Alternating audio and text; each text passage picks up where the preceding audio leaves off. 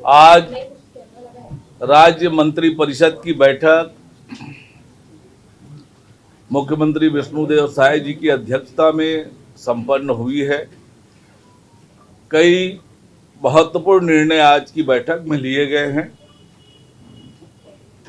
जो महत्वपूर्ण निर्णय लिए गए उनमें अनुसूचित जनजाति और अनुसूचित जाति के 5 विभिन्न उपजातियों को तकनीकी कारणों से उस वर्ग के मिलने वाली सुविधाओं से जो वंचित थे, उनके हित में एक बड़ा निर्णय लेते हुए बिहारी कोरवा, बघेल छत्री, संसारी उराव तथा पविया समाज के विद्यार्थियों को अनुसूचित जनजाति के समतुल्य तथा डोमरा जाति के विद्यार्थियों को अनुसूचित जाति के समतुल्य राजमद से राज्य छात्रवृत्ति तथा शिष्यवृत्ति प्रदान किए जाने एवं छात्रावास आश्रमों में स्वीकृत सीट के अधीन प्रवेश दिए जाने की सुविधा प्रदान करने का ये बहुत महत्वपूर्ण निर्णय आज की बैठक में लिया गया। आज की मंत्रिपरिषद में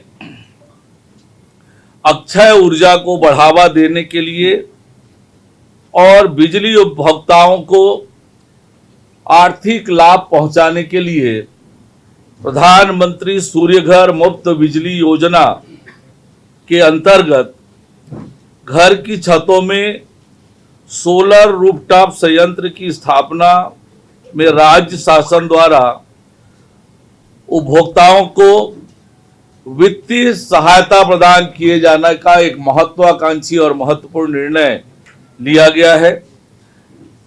Chhattisgarh state power distribution company limited के माध्यम से पीएम सूर्यघर मुफ्त बिजली योजना के तहत घरेलू उपभोक्ताओं के घरों पर सोलर रूफटॉप संयंत्र लगाने पर केंद्रीय वित्तीय सहायता के साथ साथ राज्य की ओर से अतिरिक्त वित्तीय सहायता दी जाएगी। जो सोलर प्लांट की क्षमता यानी 1 किलोवाट, 2 किलोवाट, 3 किलोवाट और उससे अधिक के आधार पर अलग अलग होगी। उदाहरण के लिए 1 किलोवाट प्लांट के लिए कुल 45,000 रुपए की सहायता, जिसमें 30,000 केंद्रीय और 15,000 राज्य की ओर से सहायता दी जाएगी। इसी तरह से 3 किलोवाट या उससे अधिक के प्लांट के लिए कुल मिलाकर 1,08,000 रुपए, जिसमें 78,000 केंद्रीय और 30,000 राज्य की सहायता मिलेगी। Housing society residential welfare association के लिए भी इस तरह की सहायता प्रस्तावित की गई है। यह अनुदान CSPDCL को अग्रिम रूप से मिलेगी और वही इसे लाभार्थियों को देगी। वर्ष 2025-26 में 60,000 और 26-27 में 70,000 सोलर प्लांट की स्थापना का लक्ष्य रखा गया है। इससे वित्तीय वर्ष 2025-26 में 180 करोड़ और 26-27 में 210 करोड़ रुपए का वित्तीय भार आएगा।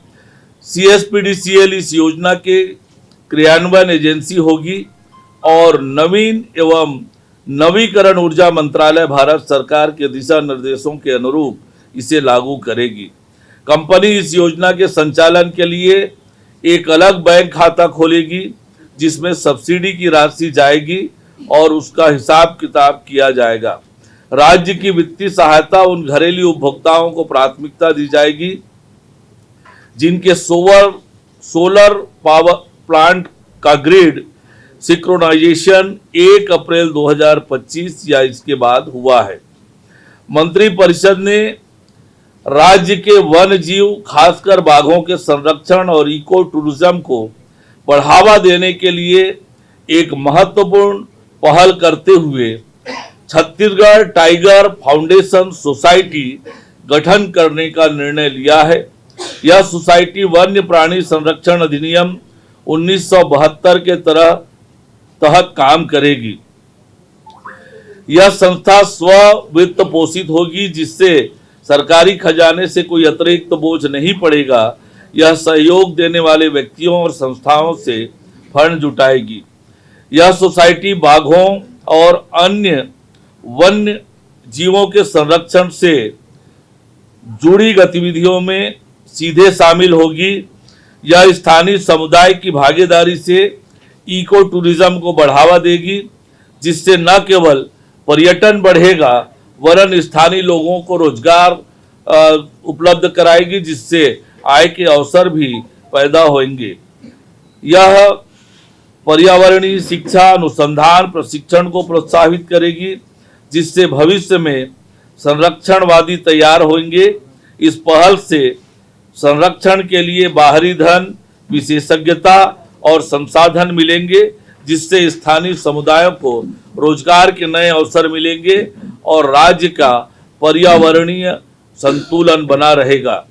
यह छत्तीसगढ़ में वन्य जीव संरक्षण के क्षेत्र में एक मील का पत्थर साबित होगा, जो जैव विविधता की रक्षा के साथ साथ इको टूरिज्म को मजबूत करेगा।